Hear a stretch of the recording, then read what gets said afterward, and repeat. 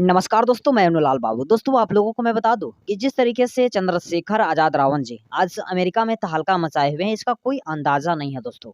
दोस्तों, हजारों महिलाएं, हजारों पुरुष और सभी करोड़पति और अरबपति चंद्रशेखर आजाद रावण जी का दीवानगी हो गए हैं। ये दोस्तों बहुत ही गर्व की बात है। और तमाम जगह पर ये जरा वीडियो देखिए। इन्होंने खुद से तमाम अम्बेडकरवादियों को अमेरिका में खुद से लाइन लगवा रहे हैं और खुद से नारा लगा रहे हैं।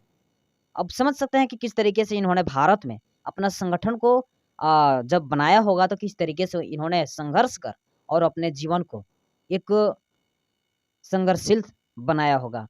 इससे अंदाज़ा लग सकता है कि इससे भी बेहतर भारत में इन्होंने संघर्ष किया होगा। क्योंकि हमारे ही समाज के लोग आज अंधविश्वास में अंधभक्त की ओर और गौर भक्त की तरह रहते थे।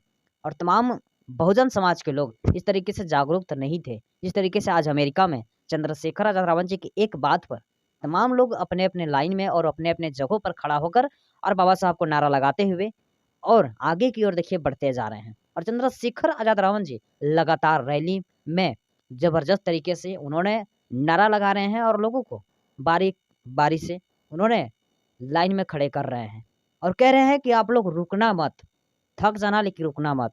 लास्ट बाबा साहब के प्रतिमा के पास जाकर रुकना। इस तरीके से चंद्रशेखर आजाद रावण जी कह रहे हैं। अब आप अंदाज़ा लगा सकते हैं कि एक पढ़े लिखे इंसान, एक गरीब घर के बेटा, एक बहुजन समाज की बेटा और एक गाँव से निकला हुआ इंसान आज इतना बड़ा समझिए कि जगह पर कैसे पहुँच गया। इन्होंने दोस्तों बहुत ही संघर्ष किया अपने में। अपने इतना संघर्ष किया कि आज फल भी देखने के लिए मिल रहा है। और जो चीज़ चंद्रशेखर आजाद रावण जी संघर्ष कर आज बहुजन समाज को संदेश देने की काम किया है, ये दोस्तों आज बहुजन समाज के लिए गर्व की बात है। क्योंकि जब उन्होंने संगठन बनाया होगा, तो समझिए कि किस तरीके से उन्हें उन्हें खून पसीना एक करना किया होगा उन्होंने। आज खून पसीना एक किया, जान को जोखिम में डालकर संगठन को मजबूत किया, तब जाकर आज करोड़ों लोग चंद्रशेखर आजाद रावण जी को दीवानगी हो गए और चहेता दिख रहे हैं। नहीं तो इस भारत देश में जिस तरीके से पहले के समय में बहुजन समाज को 1% भी वैल्यू नहीं दी जाती थी, आज बिल्कुल उसी तरीके से इस भारत देश में भी वैल्यू नहीं दिया जाता।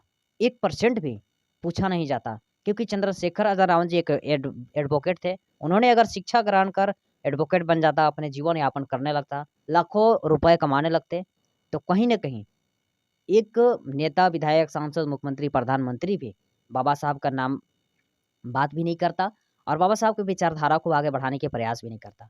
क्योंकि आज ये चंद्रशेखर आजाद रावण जी का ही देन है, जो कि तमाम मुख्यमंत्री और प्रधानमंत्री बाबा साहब को चरण में झुकने का प्रयास करते हैं।